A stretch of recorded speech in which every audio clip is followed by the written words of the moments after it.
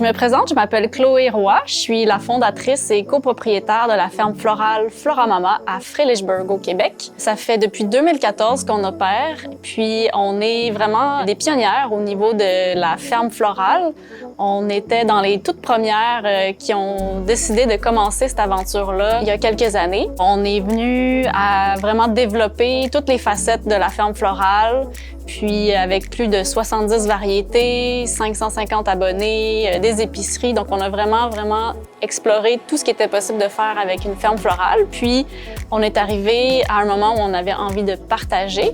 Donc, c'est ce qui m'a mené à écrire un livre. Donc, un livre qui est comme un guide technique, mais super accessible pour cultiver des fleurs coupées, soit dans une version de ferme florale ou dans un jardin tout simplement derrière chez vous. J'ai aussi fait le cours en ligne qui explique plusieurs variétés de fleurs, donc tout ce qu'il faut savoir pour les cultiver, les récolter, les mettre en bouquet, la planification et plus et plus. Ce cours-là a été fait en collaboration avec l'Institut du jardinier maraîcher ici à Stanbridges au Québec.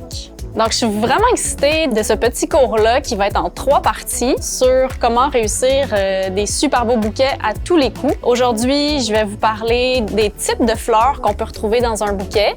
Demain, ça sera les bonnes bases pour bien récolter des fleurs. Puis, après-demain, donc le 3e jour, je vais être en direct avec vous pour vous montrer toutes mes techniques secrètes ou pas ou moins secrètes pour confectionner des bouquets rapidement et de façon efficace à chaque fois. Je vais vous expliquer un peu là, les 3 catégories de fleurs que nous, on utilise, mais surtout qu'on planifie aussi en amont. Parce que pour faire des bouquets, si on fait un bouquet comme ça, qu'on va récolter dans le jardin avec des trucs qui poussent un peu à l'état sauvage, c'est facile de trouver un peu des 3 catégories. Mais quand on commence à faire une production un petit peu plus conséquente, on veut planifier en amont pour obtenir, avoir sous la main vraiment ces 3 catégories-là à chaque semaine. Il y a les fleurs focales qui vont être comme le centre d'attention de mon bouquet. Donc, c'est ce qui va venir capter le regard vraiment en premier. C'est souvent des fleurs qui sont plus volumineuses, souvent plutôt de forme arrondie ou en disque. Puis, c'est ce qui va prendre vraiment un petit peu plus de place dans mon bouquet. C'est ce qui va avoir une plus grande valeur aussi dans mon bouquet. Par exemple, ici, j'ai une tige de Lisianthus. Donc, on peut voir que cette fleur-là va vraiment prendre beaucoup de volume. Puis, avec les petites pétales qui sont dentelées, l'œil va se poser en premier dans le bouquet sur cette fleur-là. Donc, je veux créer une trajectoire au niveau de la vision de la clientèle en partant de ma fleur focale. Il y a plusieurs exemples de fleurs focales. Je pourrais avoir un tournesol, je pourrais avoir un astère, des échinacées, des dahlias. Donc, toutes ces fleurs-là sont des exemples de fleurs focales qu'on peut planifier, cultiver, certaines avec plusieurs successions dans une même saison. Donc, c'est super important. Mes focales, je veux en avoir sous la main constamment.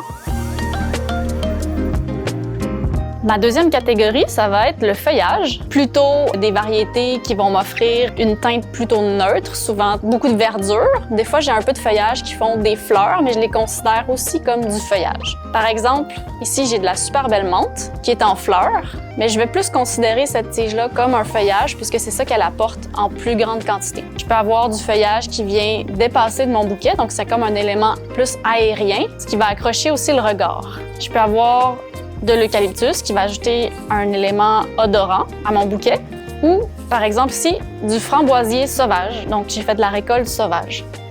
Le feuillage va être vraiment pratique pour venir englober mes fleurs focales puis faire la transition entre mes différentes couleurs dans mon bouquet. Planifier et récolter du feuillage constamment, c'est ce qui nous porte un plus grand défi ici à la ferme. Donc, il y a plusieurs choses qu'on peut planifier, semer par succession parce que les variétés disponibles sont assez restreintes par rapport aux fleurs. Donc, on va plutôt cultiver plusieurs fois de la même variété pour s'assurer de pouvoir mettre du feuillage dans tous nos bouquets. La 3e catégorie, qui serait mes fleurs secondaires. Toutes sortes de variétés de fleurs qui vont venir ajouter des petits éléments, soit de couleur, des éléments aériens qui vont sortir du bouquet. Donc, tout ça pour capter l'attention. Ici, j'ai une super belle campanule, par exemple, qui va venir dépasser.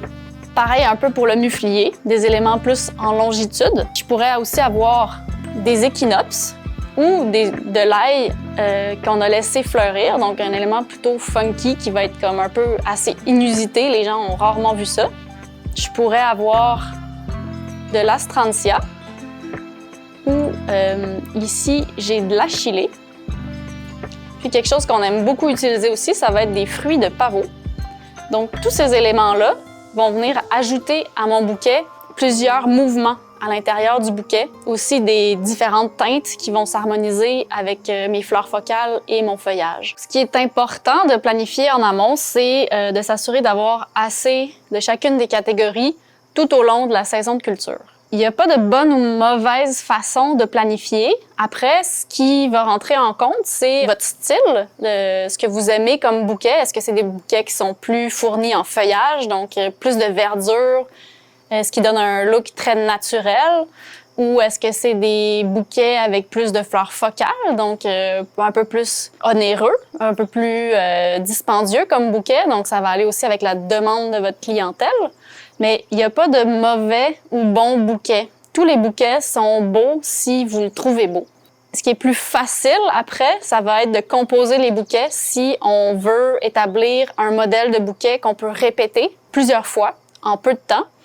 Donc là, on va pouvoir créer une recette de bouquet avec nos 3 catégories. Donc c'est vraiment une question un peu de choix, de goût. Ce qu'il faut s'assurer en amont, c'est d'avoir bien planifié la culture de ces 3 catégories-là, leur protection, donc au niveau phytosanitaire, et puis leur mise en marche. Ici, on planifie pas les recettes en détail, donc on planifie pas qu'à chaque semaine, telle fleur va être dans le bouquet avec telle autre fleur. On s'assure seulement qu'on a assez de variétés disponibles dans chacune des catégories à chaque semaine. Donc, peu importe quelle fleur focale je vais avoir cette semaine-là, si je sais que j'ai assez de fleurs focales, je vais pouvoir composer mon bouquet super facilement quand même. Ça va me demander aussi de choisir une palette de couleurs en amont. Donc, ce qui facilite la confection des bouquets, ça va être que toutes les couleurs que j'aurai sélectionnées au moment de la planification, je sais qu'ils vont bien ensemble. Donc, on peut décider de faire des bouquets seulement avec des couleurs vives. Si c'est ça qui vous parle, si c'est ça qui vous fait vibrer, tant mieux. Juste de peut-être penser en amont pour que ça facilite la mise en contexte de ces fleurs-là ensemble. Donc, des fleurs des 3 catégories. Donc voilà en gros pour les catégories de fleurs. J'espère que j'ai piqué votre curiosité, que vous ayez un jardin derrière chez vous, que vous ayez un rêve de ferme florale ou que vous soyez déjà établi avec une ferme florale ou une ferme maraîchère où vous aimeriez incorporer des fleurs coupées. Mon but, c'est vraiment de vous accompagner, de vous aider. Donc n'hésitez pas à poser des questions, à nous laisser des commentaires. Je vais répondre au 3e cours de cette série-ci, donc le cours qui sera en direct. Je vais répondre à quelques questions qui seront les plus récurrentes si jamais on reçoit un trop gros nombre de questions. Mais j'ai vraiment hâte de vous accompagner là-dedans. Aiguisez bien vos ciseaux parce que demain, je vous parle des bases pour vraiment récolter une multitude de fleurs différentes. J'ai hâte de vous revoir demain.